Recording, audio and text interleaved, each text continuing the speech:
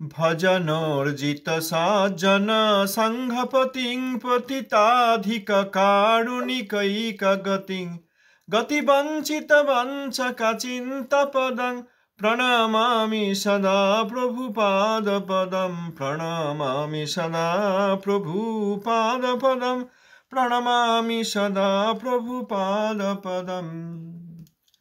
जगद्गुरु प्रभुपाद शिष्ल भक्ति सिद्धांत सरस्वती गोस्वामी ठाकुर जी की जय। पतित पावन शिष्ल गुरु महाराज जी की जय। दशमद स्थान वैष्णव वृंद की जय। भजनानंदी और समागत भक्तवृंद की जय।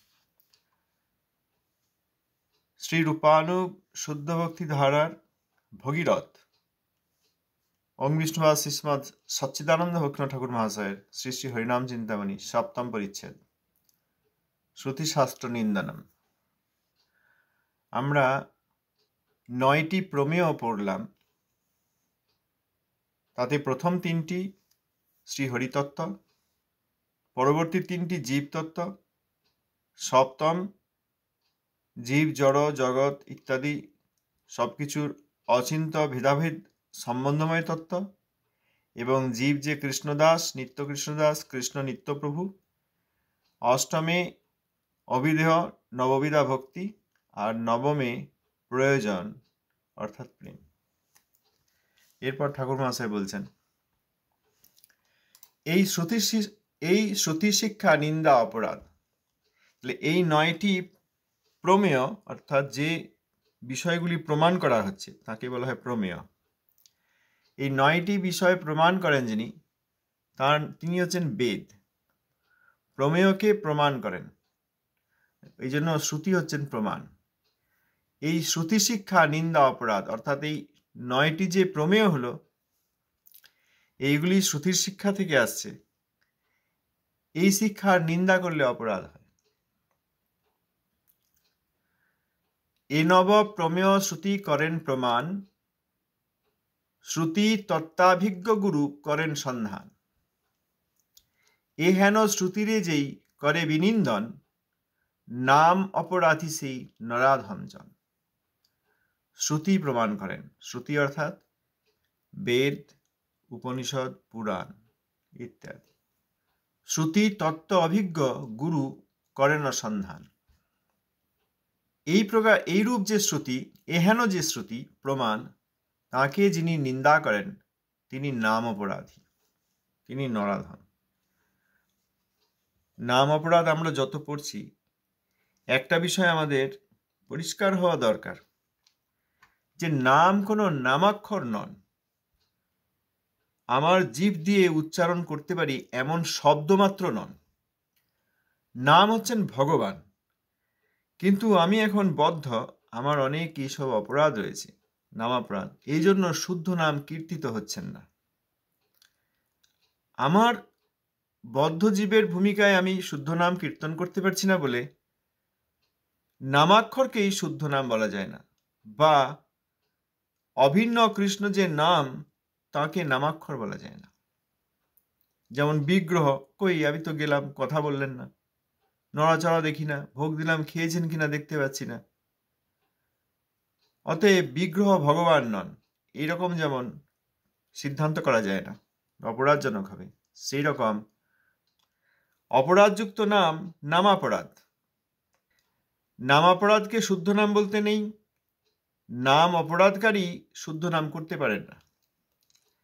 এখন কেউ ভাবতে পারি আমরা, উনিও শুদ্ধ ভক্ত, যিনি ভজন পরায়ণ মধ্যম বৈষ্ণব বা ভজনানন্দী নামানন্দী উত্তম বৈষ্ণব, তিনি যে হরিনাম করছেন আমিও তো সেই হরিনাম করছি, বা আর একজনকে দেখলাম তিনিও তো সেই একই হরিনাম করছেন।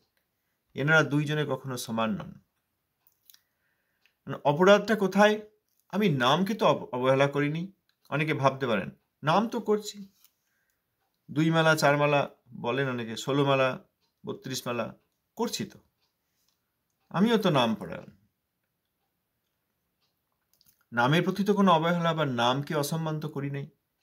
কিন্তু প্রমাণ যে শ্রুতি, তার নিন্দা করলেও নামাপরাধ হয়। এই জিনিসটা আমরা বুঝতে পারি না। 10টি অপরাধ নাম সম্বন্ধীয়, এইটি যে নামাপরাধ এবং এইগুলি থাকলে যে হরিনাম হচ্ছে না, এটা আমরা বুঝতে পারি না।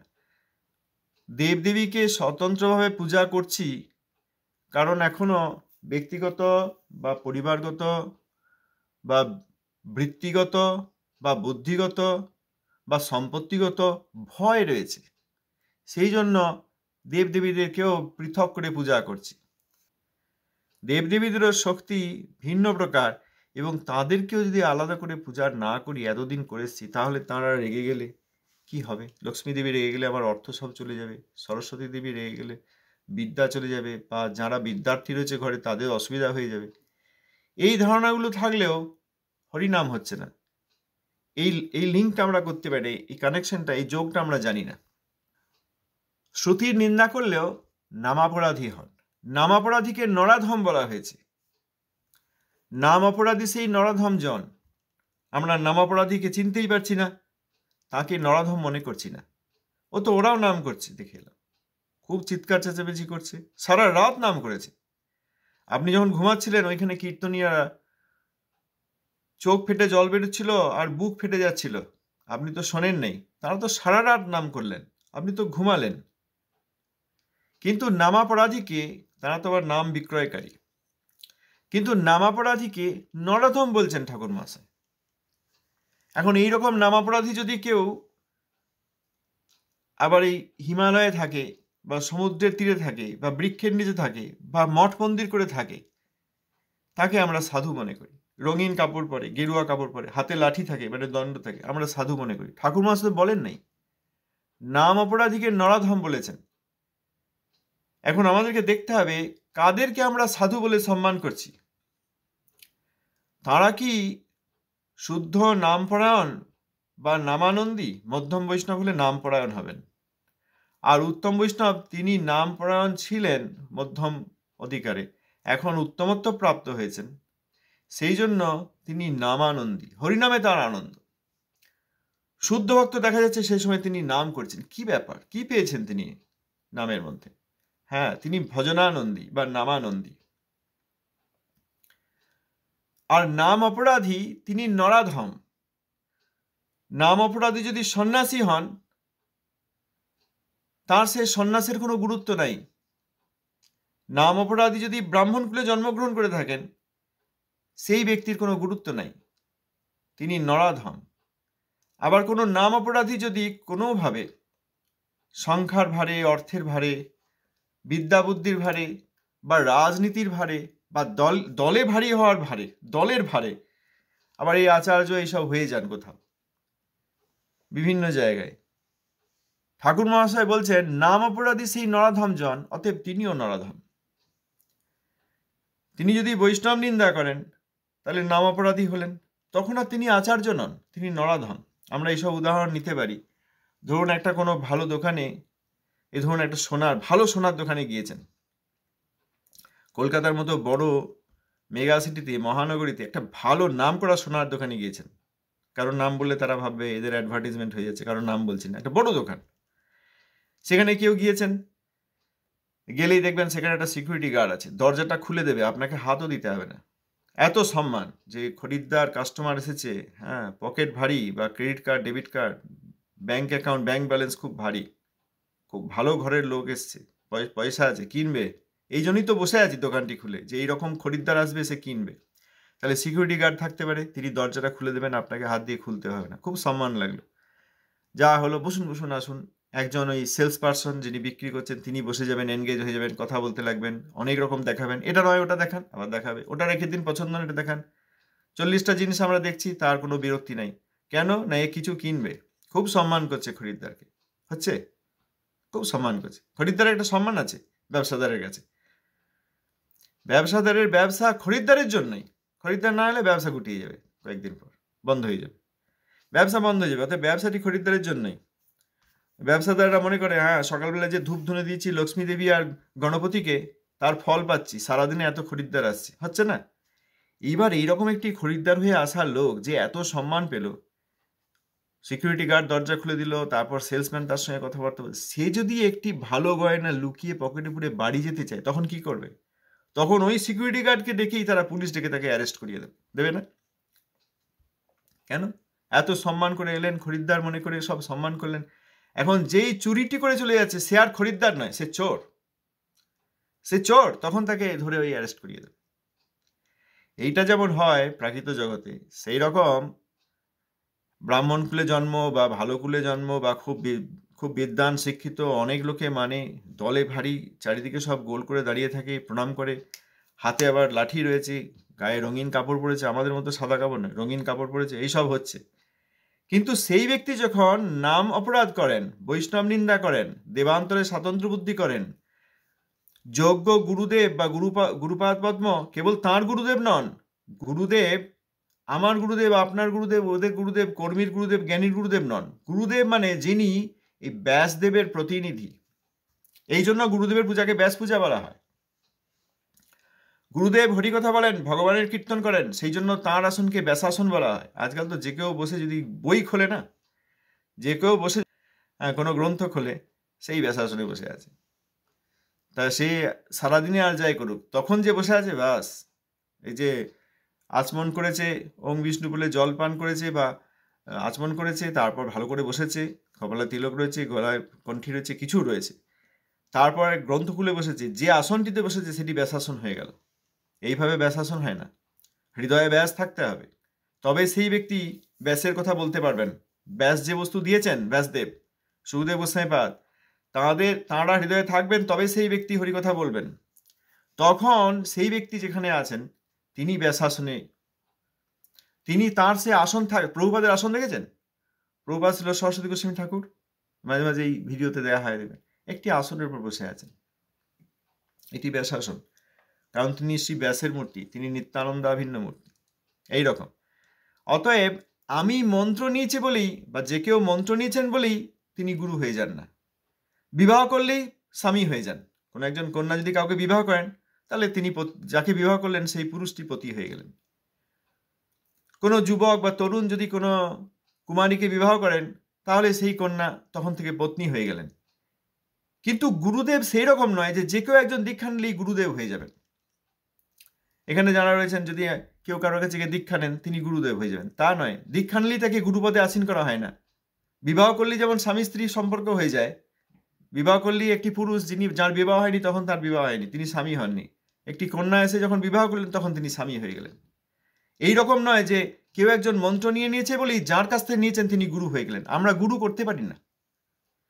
এরকম কেউ একটি বই খুলে বসে যে দু একজন শুনছে বা শুনছে না, বা 1000 জন শুনছে বা 50 লক্ষ জন শুনছে, তার আসনটি ব্যাসাসন হয়ে গেল, তা সম্ভব নয়। হৃদয়ে ব্যাস থাকতে হবে। সেই রকম যদি কেউ গুরুপদে আসীন হন বা কেউ শিক্ষাগুরু বলে ডিম্যান্ড করেন যে আমি তাহলে এইসব শিক্ষাগুরু হচ্ছি, দেখুন আমার কপালে তিলক রয়েছে, এতদিন আমি কৃষ্ণ ভক্তিতে রয়েছি, how long have you been in Krishna consciousness? 18 years। বা শিক্ষাগুরু এইরকম নয়। তাকে শুদ্ধ নাম পরায়ণ বা নাম ভজনানন্দী হতে হবে। আর যদি সেই সব না করে কাস্টমার হিসেবে এসে যদি চুরি করে নেয়, সে আর কাস্টমার নয়, তাকে পুলিশ ডেকে অ্যারেস্ট করিয়ে দেওয়া হয়। সেরকম ব্রাহ্মণ হন, সন্ন্যাসী হন, ব্রহ্মচারী হন, আচার্য হন, বা আচার্যের পাশে সবসময় ফটোতে দেখা যায় এরকম হন, যেখানেই হোক পৃথিবীতে, তিনি যদি বৈষ্ণব অপরাধী হন, তিনি আচার্যও নন, ব্রাহ্মণও নন, বৈষ্ণব নন, কেউ নন, তিনি নরাধম, তিনি নরও নন।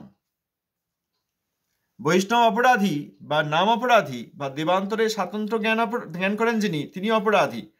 বা যোগ্য গুরুদেব ব্যাসের অবতার যিনি, তিনি অন্য দেশে থাকতে পারেন, তার সঙ্গে কোনোদিন দেখা না হয়ে থাকতে পারে, কিন্তু সেই রকম গুরুদেবের শিক্ষা, ব্যাসের শিক্ষাকে যিনি অবমাননা করেন তিনি গুরুবজ্ঞাকারী। আমরা আবার গুরুবজ্ঞা মনে করি যে কোনো একজন ব্যক্তির যিনি গুরুদেব তার প্রতি অসম্মান করলে গুরুবজ্ঞা হল। এটা একটা পাতি কথা, ছেঁদো কথা। এটা আমাদের প্রাকৃত মনের বুদ্ধি। গুরুদেব তিনি যিনি পরব্রহ্মে, যিনি শব্দব্রহ্মে এবং পরব্রহ্মে নিষ্ণাত। আমরা পড়েছি না যে শব্দব্রহ্ম এবং পরব্রহ্মকে জানেন। শব্দব্রহ্মে সেই ব্যক্তির চরিত্র নিরূপিত করা আছে। হেন যোগ্য মহাবৈষ্ণব তিনি গুরু। তিনি আবার দীক্ষা নাও দিতে পারেন। যেমন ধরুন শ্রীমৎ ভক্তি কমল অবধূত গোস্বামী মহারাজ, প্রভুপাদের একজন শিষ্য। তিনি কাউকে দীক্ষা দিয়েছেন বলে জানি না, আমাকে খুব স্নেহ করেছিলেন। তা যাই হোক, তা সেই অবধূত গোস্বামী মহারাজ তিনি কাউকে দীক্ষা দিয়েছেন বলে কোনোদিন শুনি নাই। দেন নাই, কিন্তু তিনিও গুরু। যদি বলেন যে এই পুরুষটি তো কাউকে বিবাহ করেনি, কন্যার পানি গ্রহণ করে নাই, বিবাহ করে নাই, তাহলে তিনি কি করে স্বামী হবেন? হ্যাঁ, তা বটে। প্রাকৃতিক জগতে যদি বিবাহ না হয়ে থাকে তাহলে তিনি স্বামী নন। প্রাকৃতিক জগতে কোনো কন্যা যদি বিবাহিতা না হন তাহলে তিনি কারো স্ত্রী নন। হ্যাঁ, সেসব ঠিক আছে, কিন্তু তাহলে এই পরম বৈষ্ণব যিনি নামানন্দী প্রভুপাদের গণ, তিনি কাউকে দীক্ষা দেননি, তাহলে তিনি কি করে গুরু হবেন? তিনি কি করে আচার্য হবেন? তিনি ভক্তির আচরণ করেন বলে আচার্য।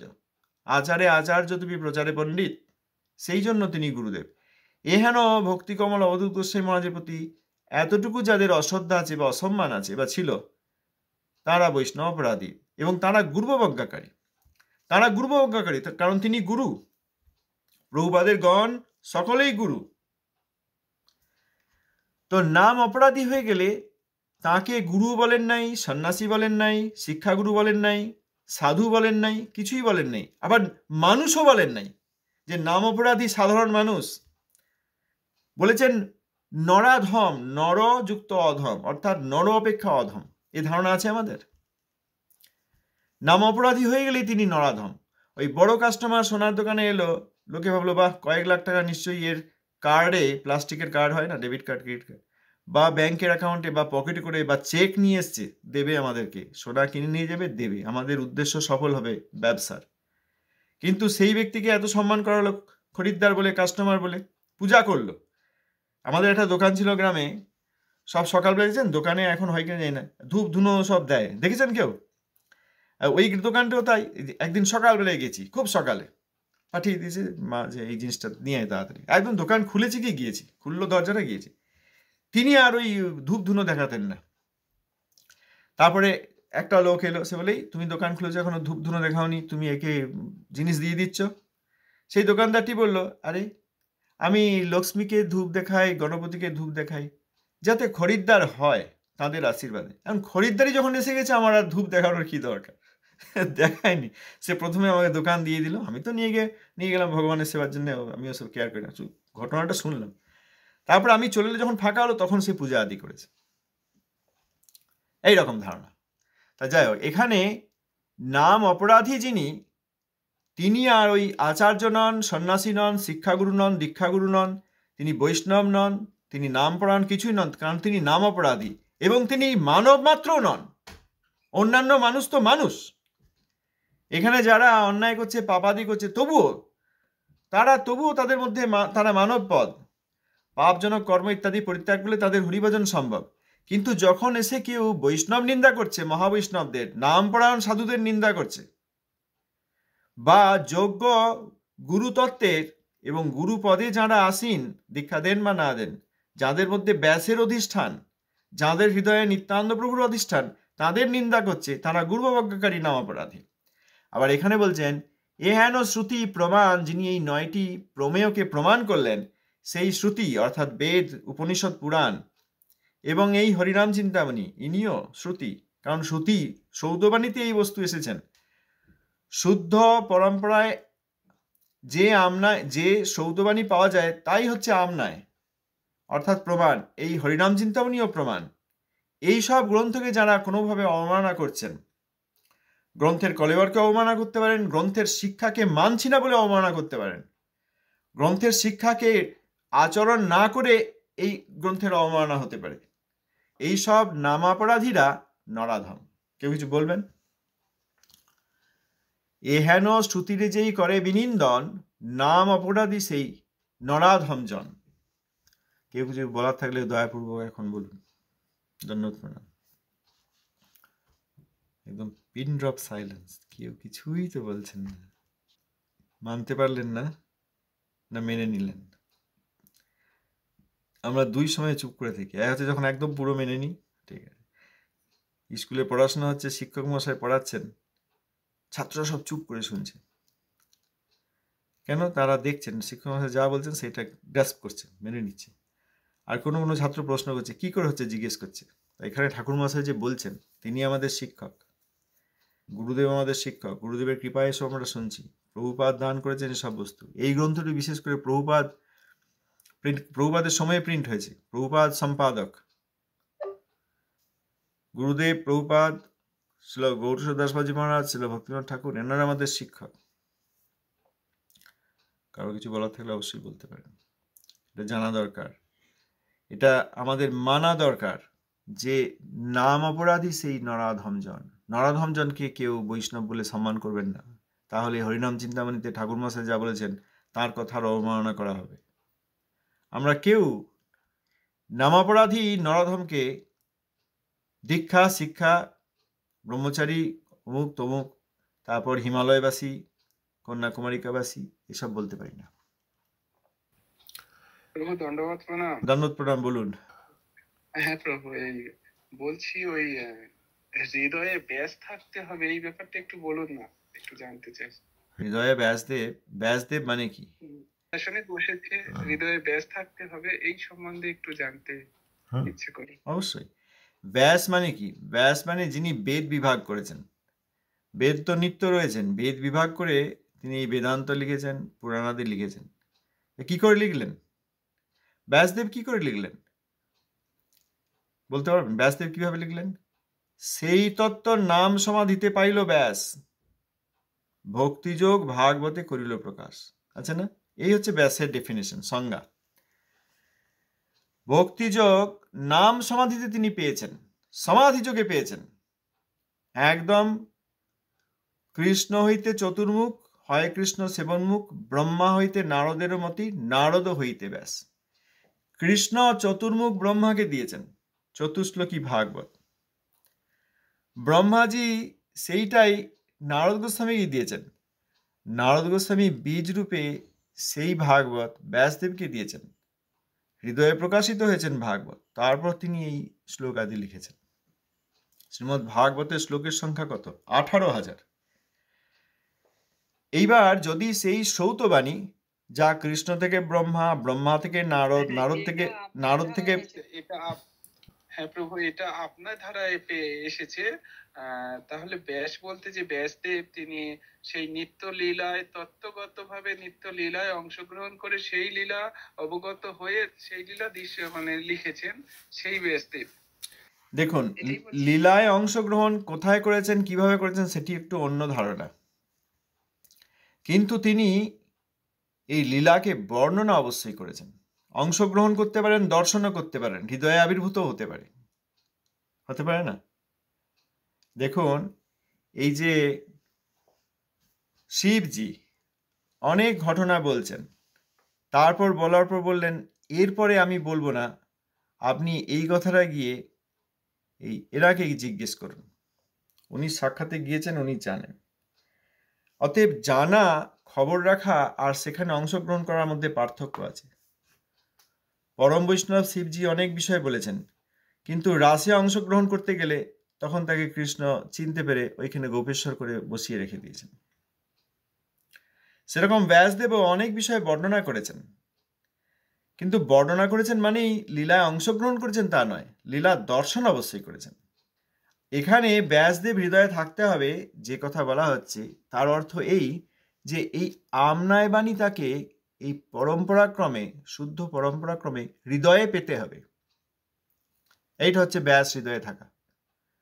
গুরুদেবের হৃদয়ে কে আছেন? প্রভুপাদ আছেন। প্রভুপাদের হৃদয়ে কে আছেন? গৌরকিশোর দাসবাবুজি মহারাজ এবং ভক্তিবিনোদ ঠাকুর মহাশয় আছেন।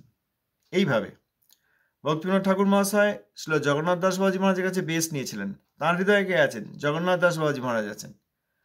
এইভাবে পরম্পরাগতভাবে হৃদয়ে গুরুদেব, পরম গুরুদেব সকলে থাকবেন। হৃদয়ে গুরুদেব থাকলেই পরম গুরুদেব আছেন, কারণ পরম গুরুদেব গুরুদেবের হৃদয়ে আছেন। হয় না? দুটো আয়না যদি বসিয়ে দেন একটা ঘরে সোজা করে, সেখানে গিয়ে দাঁড়িয়ে দেখবেন একবারে ছবি হতে হতে হতে বহু দূর চলে গেছে। দেখেছেন? দুটো আয়না একে অপরের দিকে মুখ করে যদি বসিয়ে দেন, সেইখানে যদি নিজে একটু আড়াল করে সাইড করে দাঁড়ান, দেখবেন আপনার ছবিটা তারপরে আর শেষ নাই। এই আয়নার ছবি ওই আয়নায় যাচ্ছে, ওই আয়নার ছবি ওই আয়নায় যাচ্ছে, সেই ছবিটা আবার এই আয়নায় পড়ছে। এই করতে করতে আপনার ছবির আর শেষ নাই। সেই রকম কিছুটা সেই রকম যে হৃদয়ে গুরুদেব আছেন, আবার গুরুদেবের হৃদয়ে প্রভুপাদ আছেন, প্রভুপাদের হৃদয়ে আবার তাঁর গুরুদেব আছেন, তাঁর গুরুদেবের হৃদয়ে তাঁর গুরু, এইভাবে একদম। সুতরাং এই হৃদয়ে ব্যাসদেব থাকা মানে এই আমনায় বাণী তাঁর হৃদয়ে প্রকাশিত হতে হবে, শব্দ ব্রহ্মে তাকে নিষ্ণাত হতে হবে, সমুদ্রের জলে ডুব দিয়ে ভিজতে হবে, তবে সমুদ্রের কথা। সুতরাং হৃদয়ে ব্যাসদেব আছেন, অর্থাৎ আমনায় বাণী শুদ্ধ পরম্পরাক্রমে হৃদয়ে উদিত হতে হবে। বই খুলে পড়ে দিলে হবে না। বলুন প্রভু, হলো?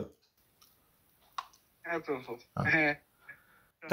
অতদূর যদি বুঝতে নাও পারি, অন্তত নাম অপরাধী যে নরাধম এটা বুঝতে পারতে হবে। এইসব ব্যক্তিগণ কেউ শিক্ষাগুরু এসব নন। শিক্ষাগুরু কে? শিক্ষাগুরু কৃষ্ণ নন। চিন্তামণির জয়তী সোমগিরির গুরুর মেয়ে, শিক্ষা গুরুশ্চ ভগবান শিখিপুচ্ছ মৌলি। কৃষ্ণ কর্ণামৃতে লিখলেন স্বয়ং বিল্বমঙ্গল ঠাকুর। চিন্তামণির জয় দিচ্ছি কেন? না আমার পথপ্রদর্শক গুরু, তার প্রতি আমি আসক্ত ছিলাম। সে একদিন আমার চোখ খুলে দিল যে এত আসক্তি আমার প্রতি, এইরকম যদি ভগবানে হতো তুমি আজ ভগবান পেয়ে যেতে। আর চলে গেলেন। তাহলে পথপ্রদর্শিকা গুরু পদ প্রদর্শন করেছেন বলে প্রথমেই চিন্তামণিকে সম্মান করেছেন। তারপর সোমগিরির গুরুর মেয়ে, সোমগিরি তার দীক্ষাগুরুর নাম, শ্রী বিষ্ণুস্বামী সম্প্রদায়ে দীক্ষাগুরুর সম্মান করেছেন। তারপর শিক্ষাগুরু কাকে বলেছেন? ওই মাথায় মস্তকে ময়ূরের পুচ্ছ আছে, শিখিপিচ্ছধারী সেই কৃষ্ণচন্দ্র আমার শিক্ষাগুরু। আমরা এর আগেও তো পড়লাম না, আদিগুরু, আমাদের সম্প্রদায়ের আদিগুরু শ্রী মধ্বাচার্য। আবার এই বিশেষ করে আমাদের রূপ গোস্বামীপাদ আদিগুরু, বিশেষ করে আমাদের প্রভুপাদ আদিগুরু, এনারা সব আদিগুরু। আর পূর্বগুরু যত গুরুদেব সবাই শিক্ষাগুরু। আমরা মনে করছি শিক্ষাগুরু মানে আশেপাশে ঘুরবে। শিক্ষাগুরু আমাদের এটা একটা ধারণা আছে, আশেপাশে ঘুরবে, দীক্ষাগুরুর চেয়ে একটু কম হবে। দীক্ষা তো আচার্য, তার কাছে সন্ন্যাস মানে কি বলে দীক্ষা দিয়ে নেওয়া হয়েছে। আর এনারা সব দীক্ষা দিতে পারবেন না, এনারা এমনি আশেপাশে ঘুরবেন, তারা সব শিক্ষাগুরু। প্রণাম করো প্রণাম করো, তারা শিক্ষাগুরু। আরে শিক্ষাগুরু, দীক্ষাগুরুও শিক্ষা দান করেন, কিন্তু তিনি যেহেতু দীক্ষাগুরু তাকে দীক্ষাই বিশেষ করে বলা হয়, কারণ দীক্ষাগুরু একজন, শিক্ষাগুরুর রূপ অনেক। সেই দীক্ষিত ব্যক্তি দীক্ষার যে বস্তু সেই সব বিষয় শিখবেন, তারা সকলেই শিক্ষাগুরু। আর যাদের কাছ থেকে শিখবেন তাদেরকে সেই দীক্ষার বিষয়ে পণ্ডিত হতে হবে, মানে সংস্কৃতে পণ্ডিত নয়, ভজনে পণ্ডিত হতে হবে, ভজনানন্দী হতে হবে। এইবার তাহলে পরম গুরুদেবও শিক্ষাগুরু। পরম গুরুদেবের শিক্ষা আদি তো গুরুদেবের মাধ্যমে আমার কাছে এসছে। পরম গুরুদেব শিক্ষাগুরু, পরমেষ্টি গুরুদেবের শিক্ষাগুরু, সব গুরু পরম্পরা সকলেই শিক্ষাগুরু। এই কথা ঠাকুর মশাই বললেন না হরিনাম চিন্তামণিতে। এইটা আমাদের বোঝা দরকার যে যে কোনো জায়গাতেই বই খুলে দিলেই সেখানে ব্যাসাসন হবে না, যে কোনো ব্যক্তি মন্ত্র দিয়ে দিলেই তিনি গুরুদেব হবেন না। প্রথমে দেখতে হবে তিনি নাম পরায়ণ কিনা, বা নামানন্দী কিনা, ভজনানন্দী কিনা।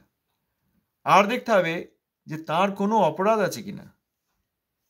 যোগ্য গুরুপাদ পদ্মের প্রতি অবমাননা, শুধু তাঁর গুরু নন, এই জগতে যত ব্যক্তিত্ব, যত মহাত্মা গুরুপদে আসেন, তাদের কারোর অবমাননা করলে গুরুপাদ পদ্মের অবমাননা হবে।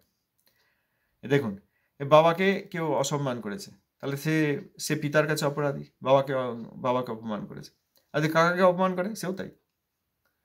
পিতৃব্য বলে, কাকাকে কি বলে? পিতৃব্য। পিতা হচ্ছে পিতৃপদ, আর কাকা জেঠা এনারা পিতৃব্য। পিসিমা ইত্যাদি পিতৃশ্বসা, মাসিমা ইত্যাদি মাতৃশ্বসা। এইরকম। মামাকে অপমান করলেও বাবা মায়ের অপমান হয়, মাসিমাকে অপমান করলেও মায়ের অপমান হয়। এটা যেমন প্রাকৃত জগতে, সেই রকম যে ব্যক্তির মধ্যে ব্যাসের অধিষ্ঠান, যে ব্যক্তি ভজনানন্দী বা ভজন পরায়ণ বা নাম পরায়ণ ব্যক্তির অবমাননা করলে তিনি বৈষ্ণব অপরাধী হবেন। যদি কেউ বিষ্ণুস্বামী সম্প্রদায়ে আশ্রয় নিচ্ছে বলে অভিমান করেন, আর রামানুজ সম্প্রদায়ের কোনো পরম বৈষ্ণবকে অবমাননা করেন, তার বৈষ্ণব অপরাধ হবে। অচ্যুতানন্দ প্রভু আমাদের ছিল ঠাকুর মহাশয়ের পুত্র। তাঁর অপ্রকটের সময় তার খুব যন্ত্রণা, অপ্রকট হয়ে যাচ্ছেন। ঠাকুর মহাশয় জিজ্ঞেস, বাবা তোমার কি অসুবিধা বলো। ঠাকুর মহাশয় তো নিত্যসিদ্ধ মহাত্মা, পুত্র রূপে এসছে, এত কষ্ট হচ্ছে, এই আত্মার কি মঙ্গল করতে, কি অসুবিধা বলো। তখন বললেন যে তখন ওই প্রভুপাদ ছিলেন তার চতুর্থ পুত্র, প্রভুপাদ তখন ছোট, বিমলা প্রসাদ, তিনি এসে বসে হরিনাম করছেন। তখন ওই অপ্রকটের আগে তার কপালে রামানুজীয় তিলক এসে গেল। কেউ করে দেয় নাই, একে দেয় নাই, কেউ বলেন নাই, উনি বলেন নাই।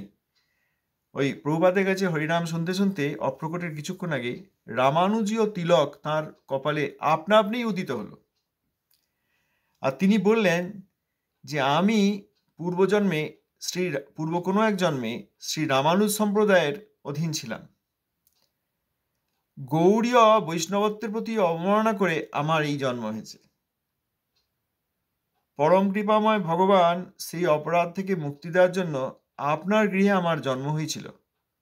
আর এই বিমলা প্রসাদ গৌড়ীয়দের প্রতিনিধি, বিশেষ প্রতিনিধি। এই জন্য এনার কাছে হরিনাম শুনে কনিষ্ঠ ভাই রূপে পেয়েছি, স্নেহ করেছেন, আদর করেছেন। আর এনার কাছে হরিনাম শুনে আজ সেই গৌড়ীয়দের প্রতি অপরাধ থেকে আমি মুক্ত হলাম। এখন আমি বৈকুণ্ঠে চলে যাচ্ছি। তাহলে রামানুজ সম্প্রদায়ের বৈষ্ণব, যদি রামানুজ সম্প্রদায়ের বৈষ্ণব রামানুজ সম্প্রদায়ে এসেছেন এরকম কোনো ব্যক্তি অন্য কোনো সম্প্রদায়ের মহাত্মা বৈষ্ণব যিনি বিষ্ণুর ভজনা করেন তাঁর অবমাননা করলেও বৈষ্ণব নিন্দা হবে। বৈষ্ণব নিন্দা মানে এই নয় যে আমারই গুরুদেবের কাছে দীক্ষা নিচ্ছেন, তারা ছাড়া তো আর আমাদের পরিবার নেই, তাঁদেরই কারো কাছে কেবল অপরাধ হলেই বোধ হয় বৈষ্ণব, তা নয়। আবার তেমনি আমাদেরই সম্প্রদায়ের গুরু, তার কাছে অপমান করে, বা আমার যিনি গুরু তার কাছে অপরাধ হয়ে গেছে, অতএব গুরু অবজ্ঞা হয়েছে, শুধু তাই নয়, সে তো বটেই যোগ্য গুরুদেব হলো বটেই। অন্য সম্প্রদায়েও যদি কেউ কোনো ব্যক্তি তিনি ভজনানন্দী হন তাহলে তার প্রতি অপরাধ করলেও গুরু অবজ্ঞা হবে। পূর্ব সময়ে যেসব আচার্য আজকে প্রকট নেই মনে হচ্ছে, এই পূর্ব আচার্যগণের কোনো শিক্ষার অবমাননা করলেও গুরু অবজ্ঞা হবে, এসব ধারণা নেই আমাদের। ধরুন কেউ প্রভুপাদের শিক্ষা নিচ্ছেন না, কেউ ভক্তিনাথ ঠাকুরের হরিনাম চিন্তামণির যে প্রভাব সহ্য করতে পারছেন না, মানতে পারছেন না, কোনো না কোনোভাবে বলছেন পড়বেন না হরিনাম চিন্তামণি, বা এইভাবে পড়বেন না, বা ওখানে পড়বেন না, এনারা নামাপরাধী, এনারা শ্রুতিশাস্ত্র নিন্দা করছেন, এনারা ভক্তিনাথ ঠাকুরের নিন্দা করছেন, এনারা নরাধম। যদি এই হরিনাম চিন্তামণি পাঠে কারোর আপত্তি থাকে এখানে বলতে পারেন তো বারবার জিজ্ঞেস করি, বলুন কি বলার আছে, সুযোগটা নিন না। তারপর চ্যালেঞ্জ করতে পারেন। হরিকথায় সাধারণত চ্যালেঞ্জ করার নিয়ম নেই। চ্যালেঞ্জ কাকে করছেন? ভক্তিনাথ ঠাকুরকে তো আর তাঁর শিক্ষাকে বা শ্রুতিকে তো আর চ্যালেঞ্জ করা যায় না। চ্যালেঞ্জ করছেন মানে নিজের যে এই ভক্তি বিনোদ বিরোধী, হরিনাম চিন্তামণি বিরোধী বা শ্রুতি বিরোধী ধারণা আছে সেইটিকে চ্যালেঞ্জ করে প্রশ্ন করতে পারেন, বিতর্ক করতে পারেন। বিতর্ক আছে দেখবেন, মানে কেউ বলতে পারেন না না না আমার সমালোচনা ভালো লাগে না, না না অন্য কথা ভালো লাগে না, আপনি গ্রন্থে যা আছে শুধু এই ভালো ভালো কথা বলুন। কেন ঠাকুরমশাই লেখেননি? সমালোচনা, বিতর্ক এইসব তাঁর প্রবন্ধের নাম আছে দেখবেন। ভক্তিনাথ ঠাকুরমশাই কেন লিখলেন সমালোচনা? কোনো প্রবন্ধের নাম দিয়েছেন সমালোচনা, কোনো প্রবন্ধের নাম দিয়েছেন মহাপ্রভুর নামে বিতর্ক বা মহাপ্রভুর সম্বন্ধে বিতর্ক। আবার বিতর্ক শব্দটা ঠাকুরমশাই লিখলেন কেন? এখানে বলা হচ্ছে তো করবেন বিতর্ক। কার সঙ্গে বিতর্ক? ঠাকুরমশাইয়ের শিক্ষার সঙ্গে বিতর্ক করবেন, তা বলা হচ্ছে না। ওই নিজের মনের মধ্যে যে আবর্জনাটি রয়েছে সেইটিকে বিতর্কের মাধ্যমে, বিশেষ তর্কের মাধ্যমে বা বিশেষ যুক্তির মাধ্যমে, তর্ক মানে যুক্তি, বিশেষ যুক্তির মাধ্যমে, কোন যুক্তিটি? এই ঠাকুরমশাইয়ের যুক্তি।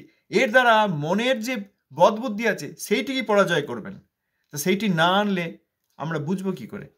ঘরের মধ্যে একটি নোংরা একটা জিনিস পড়ে রয়েছে, সেটাকে হাতে করে তুলে বাইরে ফেলবো তবে তো বেরোবে, সেইটা বলা হচ্ছে এখানে। বিতর্ক মানে বলা হচ্ছে না যে আসুন সবাই এই হরিনাম চিন্তামণিকে চ্যালেঞ্জ করুন, বলি মাঝে মাঝে না, চ্যালেঞ্জ করতে পারেন, বিতর্ক করতে পারেন, বিরোধ করতে পারেন। কার? মনের বিরোধ করুন। আমরা মনের বিরোধ করব। মন, তোমার এইসব ধারণা একে বৈষ্ণব ধারণা, থাকো ঠাকুরমশাই নরাধম বলেছেন, যাকে নরও বলেন নাই, তুমি তাকেই শিক্ষাগুরু, দীক্ষাগুরু, অমুক তমুক আচার্য। ঠাকুরমশাই বললেন নরাধম, আর তুমি এরকম বৈষ্ণব বলছো। ঠাকুরমশাই বললেন বৈষ্ণব অপরাধী, নাম অপরাধী, আর তুমি তাকে এরকম মহাবৈষ্ণব বলছো। এই নিয়ে বিতর্ক করবেন, ভালো, দরকার, তাতে মঙ্গল হবে। যদি এই হরিনাম চিন্তামণিতে আপত্তি থাকে, যদি এইসব সিদ্ধান্তে আপত্তি থাকে, কিভাবে সিদ্ধান্তগুলি আসছে? তো গ্রন্থ খোলা রয়েছে, আপনাদের কাছেও গ্রন্থ তো পাওয়া যাচ্ছে। এমন নয় যে একটি গ্রন্থ, একটি মাত্র কপি আছে এখন, এক কলেবর আছেন পৃথিবীতে, আর নেই, তা তো আর নয়। আনবেন, এসে করবেন, নিজেই দেখে নেবেন, বুঝে নেবেন। সুতরাং এই হরিনাম চিন্তামণি ঠাকুরমশাইয়ের শিক্ষা, এদের প্রতি যদি কারোর আপত্তি থাকে তাহলে সেটাও শ্রুতিশাস্ত্র বিনিন্দন হবে। আচ্ছা, আর কেউ কিছু বলবেন? বললে ভালো লাগে। বলা মানে নিজের হাতে ঝাড়ুটি নিয়ে প্রথমেই নিজের অন্তরটি পরিষ্কার করা। কারোর কোনো আপত্তি আছে? কারোর কোনো আপত্তি আছে? হ্যাঁ, ধন্যবাদ। ওইটা বলুন। না, কোনো আপত্তি নেই। কোনো আপত্তি নেই তো? আচ্ছা, খুব ভালো। তার মানে সব স্বীকার করে নিলেন। প্রাতিকূল্য বিবর্জনম আনুকূল্যেন হ্যাঁ, কৃষ্ণাম একদম ছিলেন। হ্যাঁ, মনে প্রাণে স্বীকার করে বাহ, নিলাম। খুব ভালো, খুব ভালো। যাক, তাহলে আপনার কৃপা আমাকেও একটু দেবেন, কারণ মনে প্রাণে স্বীকার করা ব্যক্তি সহজে পাওয়া যায় না। হ্যাঁ, দণ্ডবোধ প্রণাম, বলছি মনে প্রাণে স্বীকার করে নিলাম। হ্যাঁ, ধন্যবাদ, ধন্যবাদ। খুব ভালো লাগলো শুনে, খুব ভালো লাগলো।